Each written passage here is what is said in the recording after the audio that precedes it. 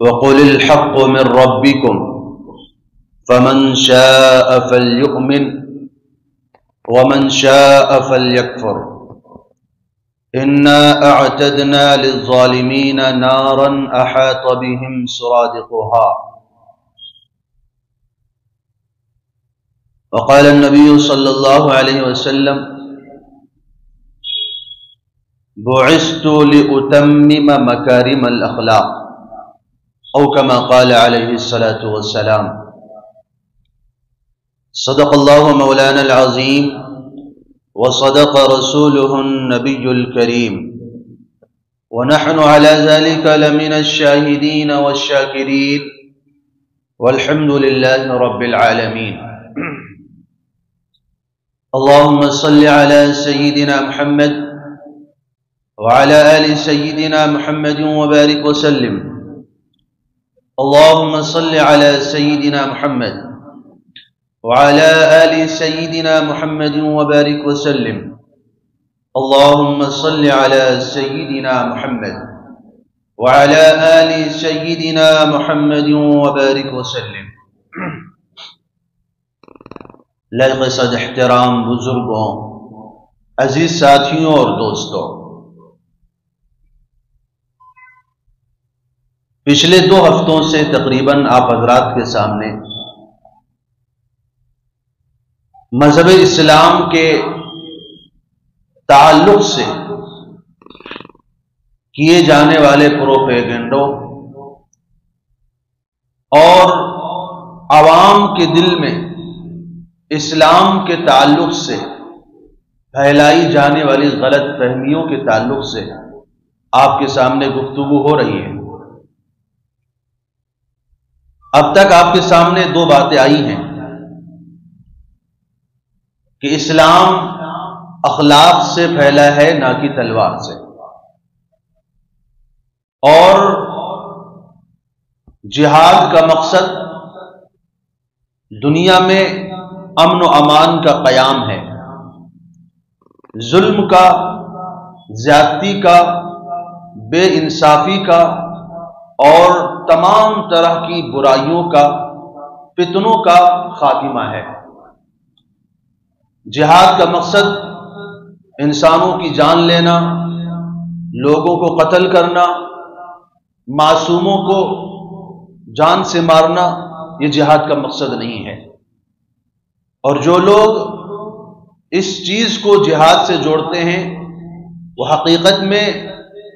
جہاد کے معنی سے بالکل ہی ناواقف ہے.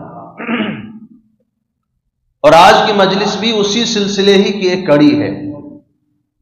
جس میں میں آپ کے سامنے ثابت کرنے کی کوشش کروں گا کہ اسلام واقعی دنیا کا سب سے امن پسند مذہب ہے اور سب سے بڑا حقانیت اور صداقت رکھنے والا مذہب ہے. اسلام ایسا مذہب نہیں ہے جیسا کہ دشمنان اسلام کو بدنام کرنے کے لیے، اسلام کے تعلق سے لوگوں کے ذہن میں نفرت ڈالنے کے لیے اور اسلام کے بارے میں لوگوں کے اندر غلط فہمیاں پیدا کرنے کے لیے دشمنان اسلام کا جو تعارف کرتے ہیں اس کا اسلام سے کوئی تعلق نہیں. عام طور پر یہ بات جو شروع ہوئی ہے تو اس میں تو سب سے پہلا کردار مغرب کے لوگوں کا ہے، اور دوسرے نمبر پر یہ کردار مستشرق لوگوں کا ہے جنہوں نے دین کے اندر بھی مہارت حاصل کی، اسلامی علوم کو بھی حاصل کیا، اس کے ساتھ ساتھ مغربی علوم کو حاصل کیا. تو ان لوگوں کی طرف سے بھی یہ بات اٹھائی گئی، یہ وسوسہ پھیلایا گیا کہ اسلام اخلاق نہیں بلکہ تلوار کے زور سے پھیلا ہے. اسلام زبردستی لوگوں کے اوپر مسلط کیا گیا ہے. حالانکہ اگر ان کے اس دعوے کی روشنی میں خود مغرب کے لوگوں کی کتابوں کا مطالعہ کیا جائے تو پتہ چلتا ہے کہ ان لوگوں نے جو اپنے آپ کو امن پسند خیال کرتے ہیں، روشن خیال سمجھتے ہیں اور اپنے آپ کو مہذب اور تہذیب یافتہ سمجھتے ہیں، خود ان لوگوں نے اسلام اور پیغمبر اسلام کے تعلق سے کتنی زیادہ بدگمانیاں پھیلائی ہیں اور کتنی زیادہ بدزبانیاں کی ہیں، جس سے خود اندازہ ہو جاتا ہے کہ یہ لوگ کبھی بھی امن کے اور انصاف کے پیامبر نہیں ہو سکتے۔ بہت ساری ان کی کتابوں میں اور ان کی تقریرات میں پیغمبر اسلام اور مذہب اسلام کی ایک بہت ہی غلط اور گندی تصویر پیش کی گئی، ایک غلط پیرائے میں ڈھال کر کے دکھایا گیا۔ حضرت مولانا عبد المجید دریابادی رحمۃ اللہ علیہ، جو ایک بہت نامور مورخ بھی ہیں، مفسر بھی ہیں، جنہوں نے مختلف زبانوں میں قرآن مجید کی تفاسیر لکھی ہیں، یہاں تک کہ انگریزی زبان میں بھی انہوں نے قرآن کی تفسیریں لکھی ہیں۔ دنیاوی علوم پر بھی ان کو مہارت تھی، چنانچہ انہوں نے بہت ساری کتابوں کے ایسے مطالعے کیے کہ جس کی وجہ سے یہ خود اسلام سے بیزار ہو گئے۔ انہوں نے کچھ کتابیں پڑھی جس میں اسلام اور پیغمبر اسلام کا ایسا نقشہ کھینچا گیا کہ یہ خود اسلام سے بیزار ہو گئے۔ کہتے ہیں ایک کتاب میں نے پڑھی جس کے اندر بہت سارے فنون کے اوپر لکھا گیا تھا، اس میں ایک حصہ مذہب اسلام کے اوپر بھی لکھا گیا، تو جہاں سے مذہب اسلام کا وہ عنوان شروع ہوتا ہے اس کے پہلے صفحے پر ایک تصویر پیش کی گئی جس میں یہ دعویٰ کیا گیا کہ نعوذ باللہ یہ تصویر محمد صلی اللہ علیہ وسلم کی ہے۔ اور وہ تصویر کیسی تھی کہ عربی زبان، عربی انداز کا ایک جبہ، سر کے اوپر پگڑی ہے اور چہرے کے اوپر غصے کے اور نفرت کے آثار ہیں، ہاتھوں میں تیر ہے اور کندھے پر ترکش اور کمر میں تلوار لٹکی ہوئی ہے کہ دیکھنے والے کو اندازہ ہو جائے کہ یہ شخص بہت بڑا کوئی ظالم اور جابر اور کوئی بہت زیادہ نفرت کو پھیلانے والا ہو، نعوذ باللہ۔ تو حضرت کہتے ہیں کہ میں نے وہ تصویر دیکھی تو میں نے سوچا کہ اسلام اور پیغمبر اسلام کے رحم دلی کے اتنے سارے واقعات ہمیں بتائے اور سنائے جاتے ہیں، جبکہ حقیقت یہ ہے، تو اس کی وجہ سے اور بھی زیادہ دل اسلام سے پھر گیا۔ اس کے بعد اللہ تعالیٰ کا کرم ہوا، اللہ کی مہربانیاں ہوئی کہ دوبارہ اسلام کی طرف آئے اور بڑی خدمات انہوں نے اسلام کے انجام دی۔ لیکن کہنے کا مطلب یہ ہے کہ دشمنان اسلام نے پیغمبر اسلام اور مذہب اسلام کا وہ نقشہ لوگوں کے ذہنوں میں بٹھانے کی کوشش کی جس سے لوگوں کو اسلام سے ہی بیزار کیا جا سکے۔ چنانچہ بہت ساری تقریرات میں یہ دعویٰ کیا گیا کہ دنیا میں جتنے فسادات ہوتے ہیں، جتنی برائیاں ہوتی ہیں، جتنے لڑائی اور جھگڑے ہوتے ہیں، جتنے معصوموں کو جانیں گنوانی پڑتی ہیں، اس کا سبب قرآن اور مذہب اسلام ہے۔ اور انہوں نے یہ بھی دعویٰ کیا کہ وہ مسلمان تب تک ماڈرن نہیں ہو سکتا جب تک اسلام کی تعلیمات کو جھٹلانے کا اس کے اندر ہمت اور جذبہ پیدا نہ ہو جائے۔ جب تک مذہب اسلام کا انکار کا جذبہ اس کے اندر پیدا نہ ہو جائے تب تک ہم اس کو روشن خیال نہیں سمجھ سکتے۔ اور باقاعدہ یہ پروپیگنڈا کیا گیا کہ بار بار تھوڑے تھوڑے وقفے سے مذہب اسلام کے جو پیغمبر ہیں ان کے کارٹون اور ان کے تعلق سے نامناسب تصاویر لوگوں میں شائع کی جائے۔ جب مسلمانوں کے اندر ان کارٹون کے خلاف احتجاج ہونا بند ہو جائے تو سمجھ لو کہ مسلمان بھی روشن خیال بن چکا ہے۔ تو یہ ان کے مقاصد ہیں، یہ ان کے پروپیگنڈے ہیں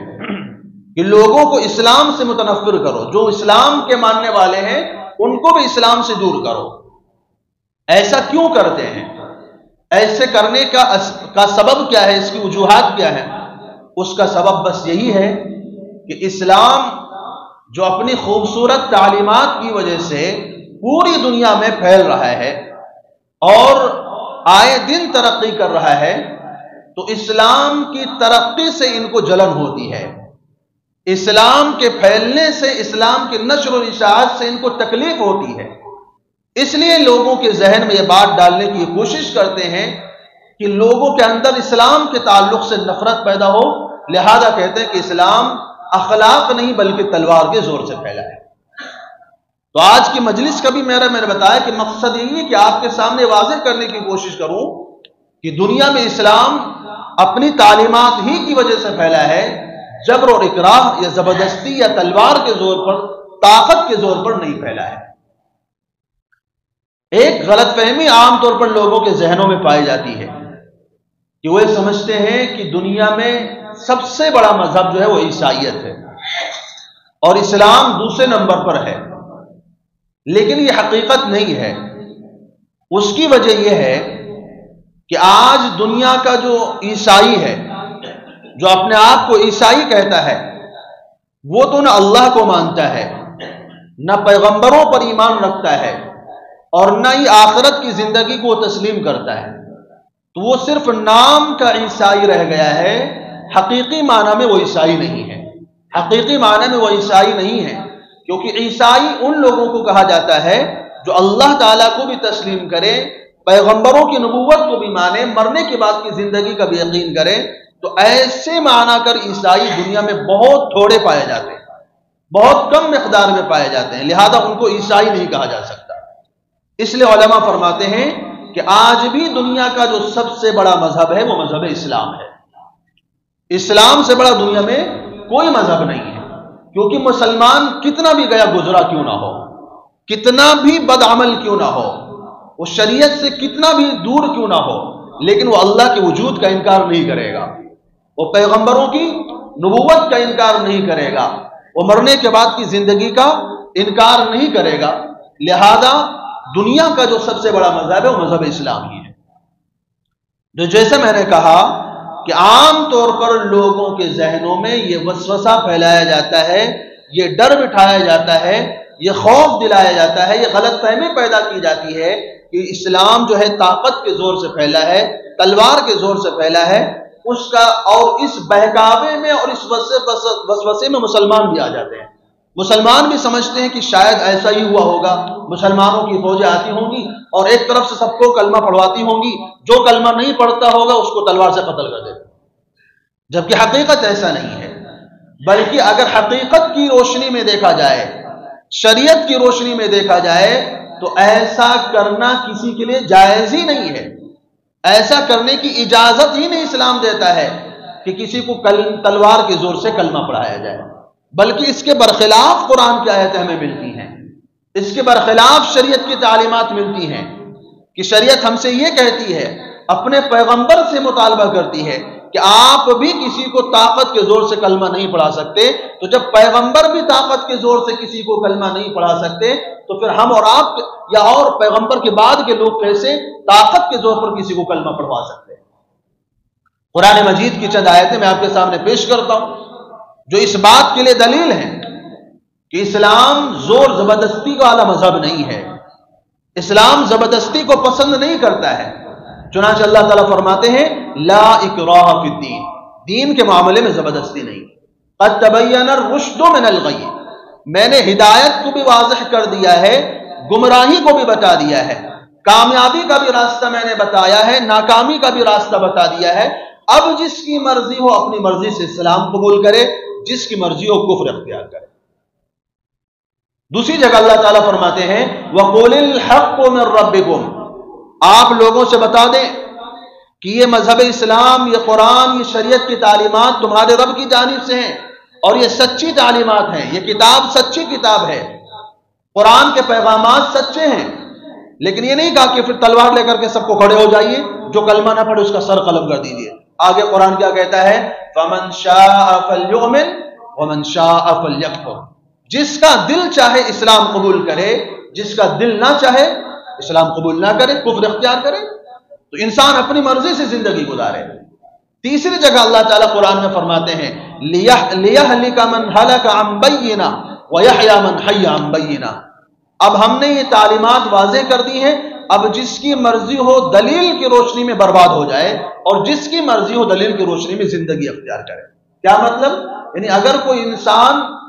اپنے آپ کو کفر کے دلدل میں پھنسائے رکھنا چاہتا ہے تو دلیل سے اس کے سامنے واضح کر دیجئے کہ تمہارا یہ طریقہ درست نہیں ہے. اب وہ اپنی مرضی سے اگر دلیل کے آنے کے بعد بھی گمراہی کے دلدل میں جانا چاہتا ہے تو جانے دیجئے. دوسری جگہ اللہ تعالیٰ فرماتے ہیں فَإِن تَوَلَّوْا فَإِنَّمَا عَلَيْكَ الْبَلَاغُ الْمُبِينُ. آپ اپنا پیغام لوگوں کو پہنچائیے، اپنی تعلیمات لوگوں کے سامنے بیان کیجئے، اللہ کا پیغام پہنچائیے. لیکن اگر لوگ آپ کی بات نہیں مانتے، فَإِن تَوَلَّوْا، اگر لوگ آپ کی بات نہیں مانتے، فَإِنَّمَا عَلَيْكَ الْبَلَاغُ الْمُبِينُ، تو آپ کا کام صرف اللہ کا پیغام پہنچا دینا ہے بس. لَسْتَ عَلَيْهِمْ بِمُسَيْطِرٍ، آپ مسلط نہیں ان کے اوپر، ہم نے آپ کو ان پر مسلط نہیں کیا ہے. قرآن کہتا ہے انما انت مذکر لست علیہم بمسیطر، ہم نے آپ کو نصیحت کرنے والا بنایا ہے، ہم نے آپ کو مسلط نہیں بنایا ہے. وما انت علیہم بوکیل، آپ ان کے اوپر داروغہ نہیں بن کر مسلط ہو گئے ہیں کہ ان کو زبردستی کلمہ پڑھانا ہی پڑھانا ہے. اسی طرح اللہ تعالیٰ ایک دوسری جگہ قرآن میں فرماتے ہیں وَلَوْ شَاءَ رَبُّكَ لَآمَنَ مَنْ فِي الْأَرْضِ كُلُّهُمْ جَمِيعًا، اگر آپ کا رب چاہتا تو کائنات کا ایک ایک انسان اسلام قبول کر لیتا، لیکن آپ کے رب کی یہ مشیت نہیں ہے. تو أَفَأَنْتَ تُكْرِهُ النَّاسَ حَتَّى يَكُونُوا مُؤْمِنِينَ، کیا آپ لوگوں کو زبردستی کلمہ پڑھائیں گے؟ کیا آپ لوگوں کو زبردستی مسلمان بنائیں گے؟ کیا آپ لوگوں کو زبردستی اسلام میں داخل کریں گے؟ یہ اللہ تعالیٰ کی منشا کے خلاف ہے. اللہ تعالیٰ کہتے ہیں لوگوں کو آزاد چھوڑو، اپنی مرضی سے اسلام قبول کریں، اپنی مرضی سے کفر اختیار کریں. اسی طرح بہت ساری جگہ پر اللہ تعالیٰ فَإِنْ أَعْرَضُوا فَإِنَّمَا عَلَيْكَ الْبَلَاغُ، فرمایا اگر لوگ آپ کی بات نہیں مانتے ہیں تو آپ کا کام صرف اللہ کا پیغام پہنچا دینا ہے.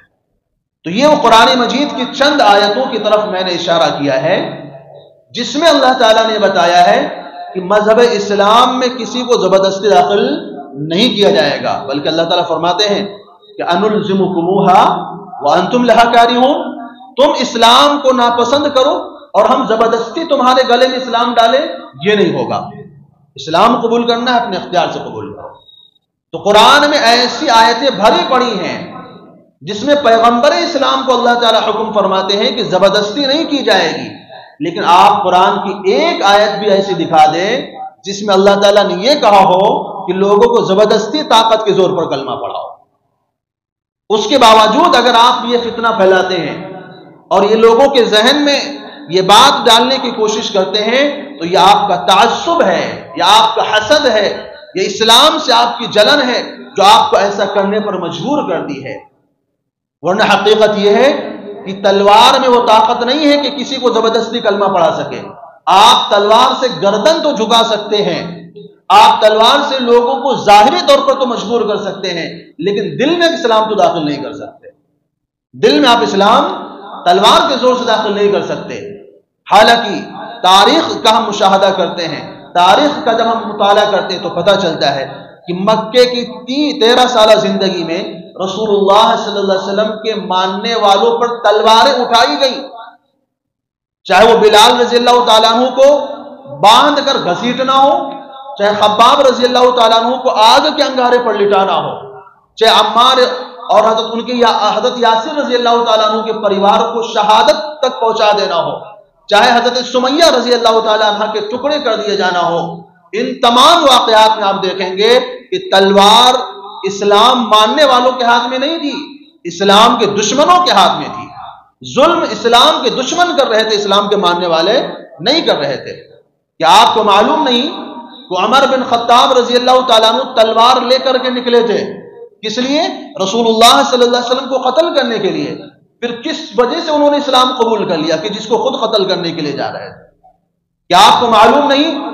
کہ مسلمانوں کے خلاف کئی جنگوں میں سپہ سالاری کرنے والے اور خاص طور سے غزوہ احد میں کافروں کی طرف سے جنگ اور فوج لے کر کے آنے والے ابو سفیان رضی اللہ تعالیٰ عنہ، ان کو کس نے اسلام قبول کرنے پر مجبور کیا تھا؟ اسلام کے سب سے بڑے دشمن ابو جہل، اس کے بیٹے اکرمہ رضی اللہ تعالیٰ عنہ اور ان کی بیوی حضرت جمیلہ رضی اللہ تعالیٰ عنہ کو اسلام قبول کرنے پر کس نے مجبور کیا تھا؟ اسی طرح ایک یمامہ کے سردار سمامہ ابن اسال رضی اللہ تعالیٰ عنہ، جن کے ذمے کئی صحابہ کرام کے قتل کی ذمہ داری تھی، ان کے گردن کے اوپر کئی صحابہ کے قتل کا خون تھا، جب صحابہ کے قبضے میں آتے ہیں، صحابہ ان کو لا کر مسجد نبوی سے باندھ دیتے ہیں، مسجد نبوی میں ستون سے باندھ دیتے ہیں، نبی صلی اللہ علیہ وسلم ان کے سامنے آتے ہیں، فرماتے اسلام قبول کر لو، تمہارا میرے بارے میں کیا رائے ہے، تمہاری میری بارے میں کیا رائے ہے؟ تو ثمامہ کہتے ہیں کہ میرے گردن کے اوپر آپ کے صحابہ کا خون ہے، آپ چاہیں تو بدلے میں مجھے قتل کر سکتے ہیں، اور اگر آپ معاف کر دیں تو آپ مجھ کو شکر گزار پائیں گے، جتنا دولت چاہے آپ مجھ سے لے سکتے ہیں، اور میں آپ کے بارے میں بڑا اچھا خیال رکھتا ہوں۔ لیکن انہوں نے اسلام قبول نہیں کیا۔ دوسرے دن بھی یہی معاملہ ہوا، تیسرے دن بھی یہی معاملہ ہوا۔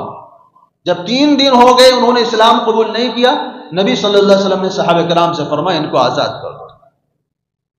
صحابہ نے ان کو چھوڑ دیا، مدینے سے باہر جاتے ہیں،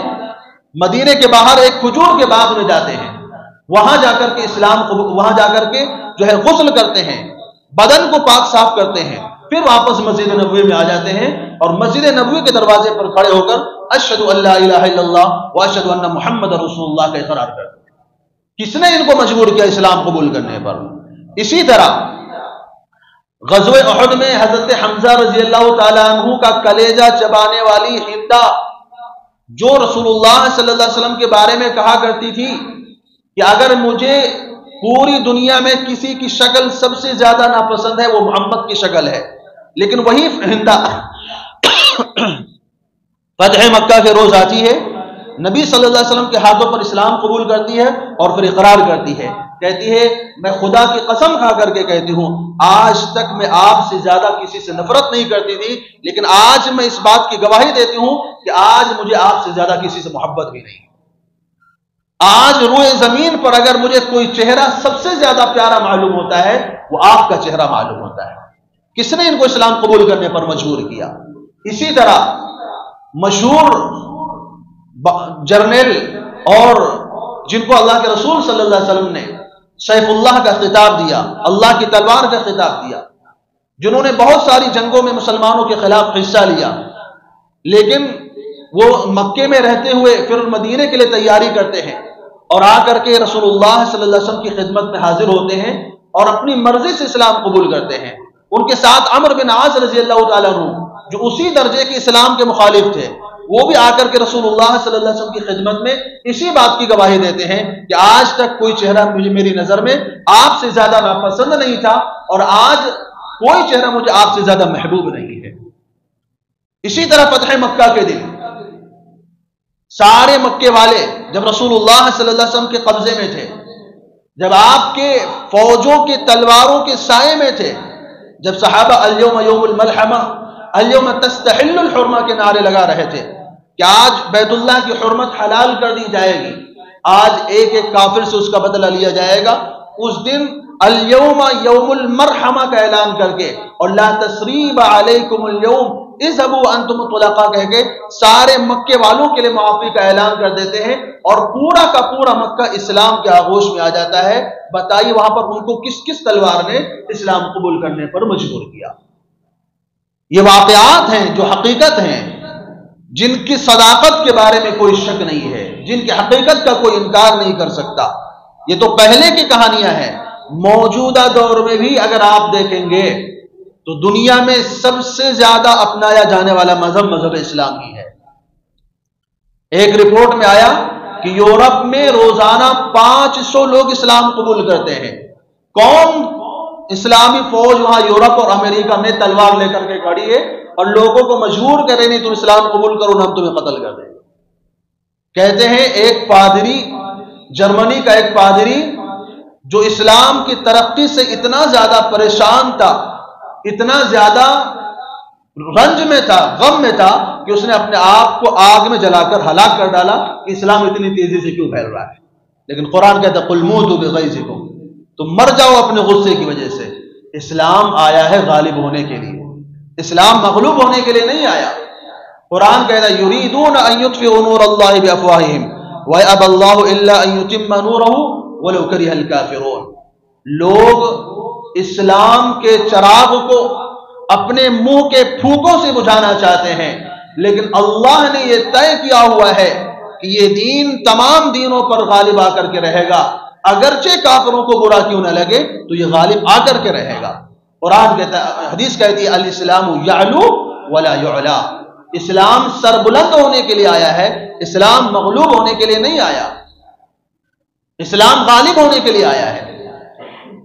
نبی صلی اللہ علیہ وسلم نے فرمایا، قسم ہے اس ذات کی جس کے قبضے میں میری جان ہے، میرا دین وہاں تک پہنچ کر رہے گا جہاں پر سورج کی روشنی پہنچتی ہے۔ اللہ تعالیٰ میرے دین کو ہر گھر میں داخل کر کے رہے گا، چاہے کوئی ناراض ہو، چاہے کوئی خوش ہو، اور چاہے کوئی عزت حاصل کرے، چاہے کوئی ذلیل ہو جائے۔ عزت تو ملے گی اسلام اور اس کے ماننے والوں کو، اور ذلت ملے گی کفر اور اسلام کے مخالفین کو۔ تو اللہ تعالیٰ نے تو طے کیا ہوا ہے کہ ہم اسلام کو پوری دنیا میں غالب کریں گے، کوئی کتنے بھی کوشش کر لے۔ میں نے کہا نا کہ آج بھی دنیا میں سب سے زیادہ اسلام قبول کیا جا رہا ہے، جبکہ اسلام کے تعلق سے کتنے پروپیگنڈے کیے جاتے ہیں، پیغمبر اسلام کے تعلق سے کتنی زیادہ بدتمیزیاں پھیلائی جاتی ہیں۔ آج پورا سوشل میڈیا پر باقاعدہ ایک جماعت ہے اسلام کے مخالفین کی، جو اسلامی تعلیمات کو توڑ مروڑ کر پیش کرتی ہے، اسلامی تعلیمات کے تعلق سے غلط بیانی کر کے، جھوٹ بیان کر کے لوگوں کے ذہنوں کو خراب کرتی ہے کہ نعوذ باللہ اسلام کی تعلیمات ایسی ہیں، اسلام کی تعلیمات ایسی، اسلام کی تعلیمات ایسی ہیں۔ پیغمبر اسلام کو گالیاں دی جاتی ہیں، اللہ تعالیٰ کو گالیاں دی جاتی ہیں، اور یہ تمام طرح کے پروپیگنڈے اختیار کیے جاتے ہیں۔ اس کے باوجود آج بھی اگر کوئی مذہب سب سے زیادہ قبول کیا جاتا ہے وہ اسلام ہی قبول کیا جاتا ہے۔ یہ اسلام کی صداقت کی دلیل ہے، یہ اسلام کی سچائی کی دلیل ہے، یہ اسلام کی حقانیت کی دلیل ہے۔ ابھی کل پرسوں ایک رپورٹ آئی ہے کہ دنیا کا جو سب سے مالدار انسان ہے ایلن مسک، اس نے اعلان کیا ہے کہ ابھی تک تو میں خدا کے وجود کا منکر تھا، ابھی تک میں خدا کے وجود کو تسلیم نہیں کرتا تھا، لیکن اب مجھے یقین آ گیا ہے کہ اس کائنات کا بنانے والا کوئی خدا موجود ہے، اور اس کائنات کا چلانے والا کوئی خدا موجود ہے، اور وہ دن دور نہیں ہے کہ اللہ تعالیٰ اسے ہدایت سے نواز دے اور وہ اسلام قبول کر لے۔ اعلان کر دیا اس نے کہ آج کے بعد میں خدا کے وجود کو تسلیم کر رہا ہوں، میں خدا کے وجود کا مجھے یقین کر رہا ہوں۔ دنیا کا سب سے مالدار انسان ہے، ساری دنیا کی دولت اس کے پاس ہے، کون اس کو مجبور کر رہا ہے کہ وہ خدا کے وجود کو تسلیم کرے؟ تو اصل میں بات یہ ہے کہ اسلام خود ایک طاقت ہے، اسلام خود ایک سچائی ہے جو اپنی خوبصورت تعلیمات کی وجہ سے لوگوں کے دلوں میں اتر جاتا ہے، جو اپنے خوبصورت تعلیمات کی وجہ سے لوگوں کے ذہنوں کو اپنا غلام اور اپنا گرویدہ بنا لیتا ہے، جو لوگوں کو اس بات کا پتہ دیتا ہے کہ اگر واقعی سچا مذہب کوئی ہے وہ مذہب اسلام ہے، اگر حقیقی مذہب کوئی ہے وہ مذہب اسلام ہے، اور کائنات کا اگر کوئی خدا ہے وہ اللہ رب العالمین کی ذات ہے۔ اس کے علاوہ جتنے بھی لوگوں کی خدائی کے دعوے کیے جاتے ہیں وہ محض افواہیں ہیں، وہ غلط بیانیاں ہیں، وہ جھوٹ پر جو ہے مشتمل لوگوں کے اندر پھیلائی ہوئی غلط فہمیاں ہیں، اس کے علاوہ ان کی کوئی حقیقت اور کوئی سچائی نہیں ہے۔ تو کہنے کا مطلب یہ ہے کہ اسلام کے تعلق سے، جہاد کے تعلق سے لوگوں کے ذہنوں کو ایسا خراب کیا جاتا ہے، ایسا منتشر کیا جاتا ہے کہ لوگ اسلام سے متنفر ہو جائیں، لیکن کہتے ہیں نا کہ نور خدا ہے کفر کی حرکت پہ خندہ زن، نور خدا ہے کفر کی حرکت پہ خندہ زن، بھوکوں سے یہ چراغ بجھایا نہ جائے گا۔ اللہ تعالیٰ نے یہ چراغ روشنی پھیلانے کے لیے بھیجا ہے۔ روشنی جب پھیلتی، اجالا پھیلتا ہے، اندھیرا کتنا بھی زیادہ ہو، ظلمات کتنی بھی زیادہ ہو، اور کتنے بھی زیادہ تاریکی چھائی ہو، جب سورج آتا ہے، جب سورج نکلتا ہے، جب اس کی کرنیں پھیلتی ہیں، اندھیرا خود بخود غائب ہو جاتا ہے اور ظلمتیں خود بخود چھٹ جاتی ہیں۔ تو اسلام اللہ کا نور ہے، اللہ کی طرف سے بھیجا ہوا سورج ہے۔ اسلام جب اپنی تعلیمات کے ساتھ کسی کے سامنے آتا ہے، وہ اسلام کو قبول کرنے پر مجبور ہو جاتا ہے، وہ اسلام کا گرویدہ ہو جاتا ہے، اور جو لوگ اسلام کو بدنام کرنے کے لیے اس کے ذہن میں طرح طرح کے خدشات ڈال کے بیٹھے ہوتے ہیں، وہ سارے کے سارے خدشات، وہ سارے کے سارے وسوسے ایسے ہی دور ہو جاتے ہیں جیسے سورج کے نکلنے سے تاریکی اور اندھیرے دور ہو جاتے ہیں، کیونکہ اسلام ایک سچائی ہے۔ تاریخ کی روشنی ہمیں بتاتی ہے، تاریخ ہمیں گواہی دیتی ہے کہ اسلام کبھی بھی اپنی طاقت کے زور سے نہیں پھیلایا گیا۔ مسلمانوں نے ملک تو فتح کیے ہیں، مسلمانوں نے ملک تو فتح کیے ہیں، جہاد کیا ہے، لیکن جہاد کا مقصد کبھی بھی لوگوں کو کلمہ پڑھانا نہیں تھا۔ جہاد کا مقصد اسلام کا دائرہ وسیع کرنا تھا، اسلام کی حکومت وسیع کرنا تھا۔ جہاد کا مقصد لوگوں کے ظلم و ستم سے نجات دلانا تھا۔ وہ لوگ جو چند ہاتھوں کا کھلونا بنے ہوئے تھے، وہ ان کے ساتھ جیسا چاہتے تھے سلوک کرتے تھے، ان کے اوپر ظلم و ستم کرتے تھے، ان کے مال و دولت کو چھین لیتے تھے، ان کی عورتوں کی عزتوں کی جو ہے بے آبروئی کرتے تھے۔ ان لوگوں کے ظلم و ستم سے نجات دلا کر ایک سکون کی زندگی بخشنا اور آزادی کی زندگی بخشنا اور امن اور سلامتی کی زندگی بخشنا، یہ جہاد کا مقصد تھا۔ صحابہ کرام جہاں جاتے تھے، تاریخ اس بات کی گواہی دیتی ہے، اور مسلمان نہیں غیر مسلم بھی اس بات کی گواہی دیتے ہیں۔ ایک بہت بڑے مورخ، انگریزی مورخ گزرے ہیں جن کو WD آرنالڈ کہا جاتا ہے۔ انہوں نے اسلام کی تعلیمات کے تعلق سے بہت بڑی کتاب لکھی جس کا اردو ترجمہ دعوت اسلام کے نام سے کیا گیا۔ انہوں نے باقاعدہ دعویٰ کیا کہ عرب میں، شام میں، مصر میں، افریقہ میں اور ہندوستان میں اور پوری دنیا میں اسلام جو پھیلا ہے وہ اپنی تعلیمات کی وجہ سے پھیلا ہے، وہ اپنے عدل و انصاف کی وجہ سے پھیلا ہے، اور اس کے تعلق سے جو بھی غلط فہمیاں لوگوں کے اندر پھیلائی گئی ہیں ان کی کوئی سچائی نہیں ہے۔ چنانچہ بہت ساری جو ہے تاریخ اور واقعات اس بات کی گواہی دیتے ہیں کہ مسلمانوں کی جب فوج کہیں جاتی تھی تو ان کو ظلم و ستم سے نجات دلا کر ایک آزادی کی زندگی بخشتی تھی اور ان کو اپنے مذہب پر عمل کرنے کی کھلی آزادی دیتی تھی۔ یہاں تک کہ کہتے ہیں جب مسلمانوں کی فوج حمص میں داخل ہوئی تو ہرقل کی فوج دوسری طرف سے داخل ہونا چاہیے، تو انہوں نے باقاعدہ حمص کے لوگوں نے جو کہ خود عیسائی تھے اور ہرقل بھی عیسائی تھا، لیکن انہوں نے اپنے دروازے ہرقل کی فوج کے لیے بند کر دیے، یہ کہہ کر کے کہ یہ ہمارے ہم مذہب ہونے کے باوجود ہم ان کے ظلم و ستم سے پریشان ہیں، ہم ان کی زیادتیوں سے پریشان ہیں، اور مسلمان ہمارے مذہب کے خلاف ہونے کے باوجود ہم مسلمانوں کو اپنے اوپر حکمران اس لیے تسلیم کرتے ہیں کہ مسلمان ہمیں سکون کی سانس لینے کی آزادی دیتے ہیں، ہمیں اپنے مذہب پر عمل کرنے کی آزادی دیتے ہیں۔ مسلمانوں کی حکومت میں رہنا وہ ان کی خواہش ہوا کرتی تھی، ان کے دل کی چاہت ہوا کرتی تھی کہ مسلمان ہمارے اوپر حکومت کرے۔ رستم بادشاہ گزرا ہے، رستم جو کسرا کا سپہ سالار تھا، بہت بڑا جو ہے بہادر گزرا ہے، اور اس کے بہادری کے قصے آپ نے سنے ہوں گے۔ رستم پہلوان، رستم سپہ سالار کے نام سے کہتے ہیں جب کسرا نے مسلمانوں کے خلاف، صحابہ کرام کے خلاف 1,00,000 کی فوج تیار کی تو رستم کا اس کا سپہ سالار بنایا، کیونکہ جب بھی کوئی مشکل پیش آتی تھی، جب کوئی بڑا معرکہ پیش آتا تھا تو کسرا کی نظر رستم کی طرف جاتی تھی کہ یہی ہمیں اس مشکل سے نجات دلائے گا، یہی ہمارا نجات دہندہ ہے۔ لیکن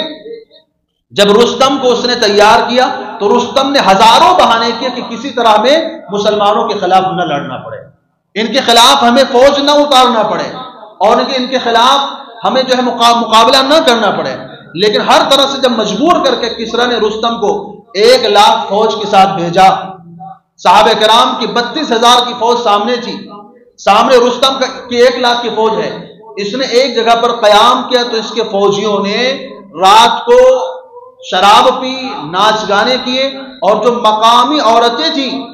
جو اس علاقے میں، جو گاؤں میں اور آبادی میں جو عورتیں تھیں، ان کو گھروں سے پکڑ کر لا کر ان کی عصمت دری کی، ان کے ساتھ زنا بالجبر کیا۔ بالآخر آبادی اور علاقے کے لوگ مجبور ہو کر رستم کے پاس شکایت کرنے کے لیے آئے تو رستم نے یہی بات کہی کہ وہ مسلمان جو ان کے مذہب کے نہیں ہیں وہ ان کے ساتھ انصاف کا معاملہ کرتے ہیں اور ان کے ساتھ وہ رواداری کا معاملہ کرتے ہیں، ان کی وہ عصمت دری نہیں کرتے ہیں، ان کے ساتھ وہ کوئی ظلم و زیادتی نہیں کرتے ہیں، اور تم ان کا ہم مذہب ہونے کے باوجود تمہاری اپنی رعایا ہونے کے باوجود تم ان کی عورتوں کے ساتھ زیادتی کرتے ہو۔ یہ تمہارا حق بنتا ہے کہ یہ ملک تم سے چھین لیا جائے، اور ایسا ہی ہوگا کہ تم ملک سے محروم کر دیے جاؤ۔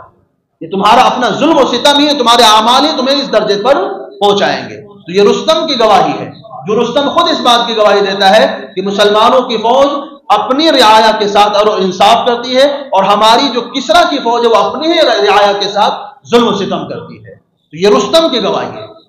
اس نے باقاعدہ اس بات کو تسلیم کیا کہ مسلمان اگر کہیں اپنی فوج لے کر کے جاتے ہیں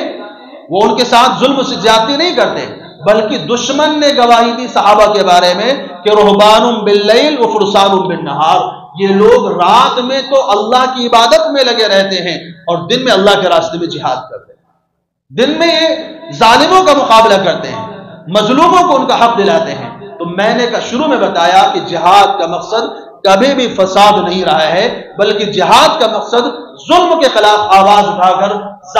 ظالموں کا خاتمہ کر کے مظلوموں کو سکون کی زندگی بسر کرنے کی آزادی دینا ہے۔ یہ جہاد کا مقصد ہے۔ جہاد کا مقصد ہر حق والے کو اس کا حق دلانا ہے۔ جہاد کا مقصد ہر انسان کو آزادانہ زندگی فراہم کر کے اس کو سکون کی زندگی میسر کرنا، یہ جہاد کا مقصد ہے۔ تاریخ گواہی دیتی ہے، باتیں بہت ساری ہیں، انشاءاللہ اگلے ہفتوں میں بھی آپ کے سامنے یہ سلسلہ جاری رہے گا۔ ایک واقعہ سنا کر کے میں اپنی بات کو ختم کرتا ہوں۔ جو لوگ یہ پروپیگنڈا پھیلاتے ہیں کہ مسلمانوں کو ان کا مذہب تعلیم دیتا ہے لو جہاد کے نام سے، کہ غیر مسلموں کی لڑکیوں کو پھنساؤ اور ان کے ساتھ زنا کرو، ان کے ساتھ بدکاری کرو اور ان کو جو ہے پھر ان کو استعمال کر کے قتل کر کے پھینک دو، یہ جو ہے پروپیگنڈا پھیلایا جاتا ہے باقاعدہ مسلمانوں کے تعلق سے کہ مسلمان لو جہاد کرتے ہیں۔ حالانکہ لو جہاد کا کوئی مطلب ہی نہیں ہوتا ہے، لو جہاد کوئی اصطلاح ہی نہیں بنتی ہے۔ جہاد جو ایک مقدس لفظ ہے، جہاد ایک پاکیزہ معنی رکھتا ہے، اس کو ایک گندگی کے ساتھ، ایک بے حیائی کے ساتھ جوڑ دیا ہے کہ جو مذہب اسلام اپنے ماننے والوں کو مسلمانوں کی لڑکیوں کے ساتھ بھی دوستی کرنے کی اجازت نہیں دیتا، وہ غیر مسلموں کی لڑکیوں کے ساتھ یہ حرکت کرنے کی اجازت کیسے دے گا؟ قرآن تو ہمیں یہ کہتا ہے وَلَا تُنكِحُ الْمُشْرِكَاتِ حَتَّى يُؤْمِنْ، تم مشرکہ عورتوں سے نکاح نہیں کر سکتے، تم غیر ایمان والی عورتوں کے ساتھ نکاح قائم نہیں کر سکتے، ان کے ساتھ ازدواجی تعلقات نہیں رکھ سکتے۔ تو قرآن تو ہمیں منع کرتا ہے، قرآن ہمیں بے حیائی سے منع کرتا ہے۔ قرآن کہتا ہے لا تقربوا الزنا، زنا کے قریب بھی مت جاؤ،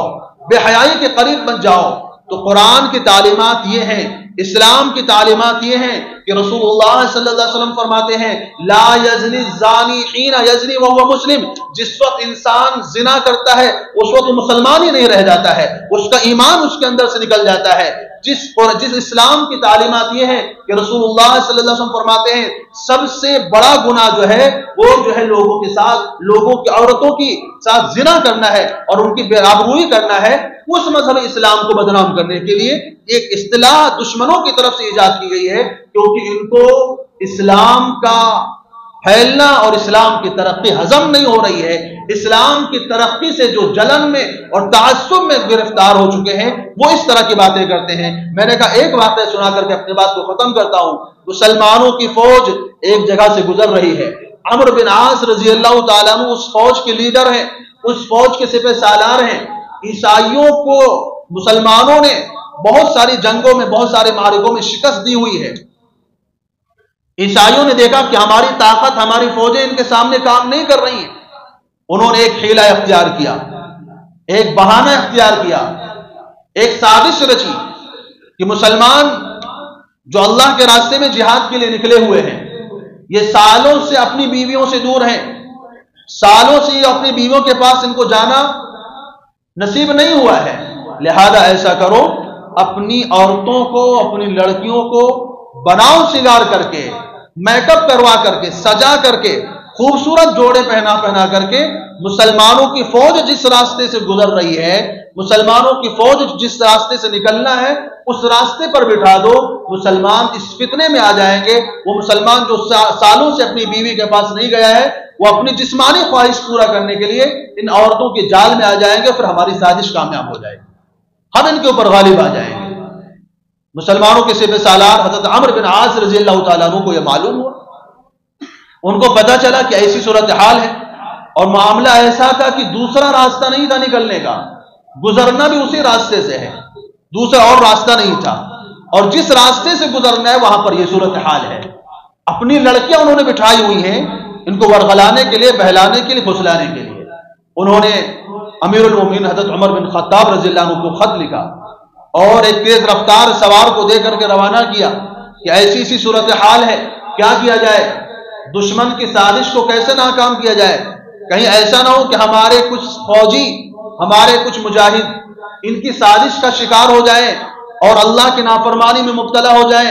اور یہ بے حیائی کا کام کر بیٹھے، کہیں ان عورتوں کے حسن جمال سے متاثر نہ ہو جائیں۔ تو مسلمانوں کے امیر حضرت عمر بن خطاب رضی اللہ تعالیٰ عنہ نے کہا پریشان ہونے کی ضرورت نہیں ہے، قرآن کی ایک آیت لکھ کر کے بھیجا کہ جاؤ یہ آیت مسلمانوں کی فوج کو سنا دو، اس کے بعد مسلمانوں کی فوج کو لے کر کے گزر جاؤ، انشاءاللہ دشمن کی سازش کامیاب نہیں ہوگی۔ وہ قرآن کی آیت کیا تھی؟ قل للمؤمنین یغضوا من ابصارہم ویحفظوا فروجہم، مسلمانوں سے کہہ دو کہ اپنی نگاہوں کو نیچے رکھیں اور اپنی شرمگاہوں کی حفاظت کریں، اللہ تمہارے عمل کو دیکھ رہا ہے، اللہ تمہارے عمل کو دیکھ رہا ہے۔ اب حضرت عمرو بن عاص رضی اللہ تعالیٰ عنہ نے قرآن کی وہ آیت پوری فوج کے سامنے پڑھ دی، اس کے بعد فوج کو روانہ ہونے کا حکم دے دیا۔ کہتے ہیں ہزاروں کی فوج تھی، پوری کی پوری فوج گزر جاتی ہے، ایک فوجی نے بھی ان لڑکیوں کی طرف نگاہ اٹھا کر کے نہیں دیکھا، پوری کی پوری فوج اس طرح گزر گئی۔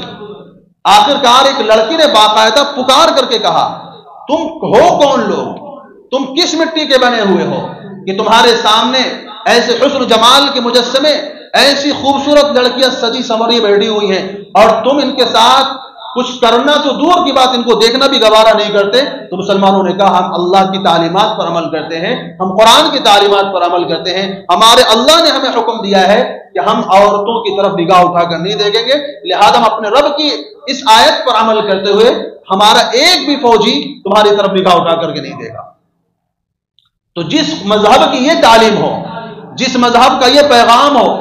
اس مذہب کو بدنام کرنے کے لیے تم کہتے ہو کہ قرآن کہتا ہے کہ غیر مسلموں کی لڑکیوں کے ساتھ جو ہے لفظ جہاد کرو، ان کو اپنے محبت کے جال میں پھنساؤ، یہ سب کچھ اسلام کو بدنام کرنے کا پروپیگنڈا ہے۔ تو کہنے کا مطلب یہ ہے کہ اسلام جو پھیلا ہے وہ اپنی خوبصورت تعلیمات کی وجہ سے پھیلا ہے، پھیلتا رہے گا قیامت تک، جب تک اللہ تعالیٰ نے اس دنیا کو باقی رکھنا ہے، اور جب تک اللہ تعالیٰ کو منظور ہے اس دنیا کا قیام، تب تک اسلام ایسے ہی ترقی کرتا رہے گا۔ آپ اس مسلمانوں کو تو مغلوب کر سکتے ہیں، آپ مسلمانوں کے اوپر ظلم کر سکتے ہیں، آپ مسلمانوں کو تو پریشان کر سکتے ہیں، لیکن اسلام کو مغلوب نہیں کر سکتے۔ اسلام اپنی جڑیں وہاں بھی بنا لیتا ہے جو اسلام کے پکے اور کٹر مخالفین ہوتے ہیں۔ اگلے ہفتے انشاءاللہ میں آپ کے سامنے بتاؤں گا